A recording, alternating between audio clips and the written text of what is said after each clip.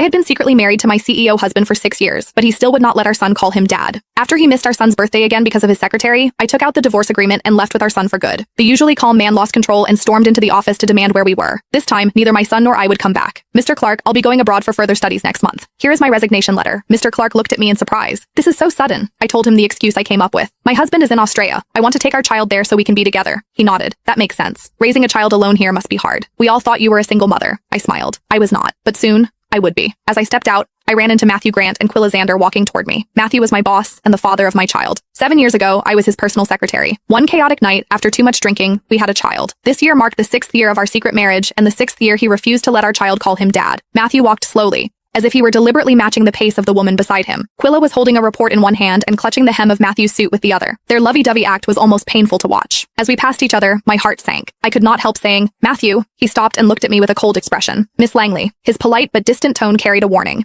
It was a reminder that this was the office. He was communicating that he was my boss and I was his employee. I understood what he meant and buried the feelings I had already been suppressing. "Mr. Grant." Matthew gave a small nod and kept walking, as if I were a stranger. I laughed bitterly at myself and swallowed the words about my resignation. He would not care anyway. My phone lit up. It was a message from my son on his smartwatch. "Mom, will Dad come home for my birthday?" I froze for a moment and instinctively looked back. I saw Matthew leaning down to speak gently to Quilla. Someone passed by and he instinctively shielded her. His eyes were full of tenderness. I suppressed the ache in my chest and texted Matthew. "Today is Tyler's birthday. Are you free tonight?" Across the hall, I saw him check his phone. Less than 3 seconds later, he put it down without a change in expression. As I looked at the unanswered message, I laughed bitterly at myself. I thought, "Whitney, get a grip. You should have known he would never love you. What were you even expecting?" I put my phone back in my pocket, took a deep breath, and walked away. I thought, "Matthew, soon you'll be free." After leaving the office, I went straight to Tyler's kindergarten to pick him up. As soon as he saw me, he said, "Mom, today's my birthday. Will Dad celebrate with me?" On the crowded street, my eyes filled with tears. "Your dad?" Before I could finish, my phone buzzed. Matthew had finally replied. "I'm free. I'll come home." A rush of joy hit me. I nodded eagerly. "Tyler, don't worry. Your dad will come home today." Tyler clapped and jumped into my arms, thrilled. After 6 years of marriage, this was the first time Matthew had agreed to celebrate Tyler's birthday. That night, I prepared a full meal, and Tyler finished his homework early.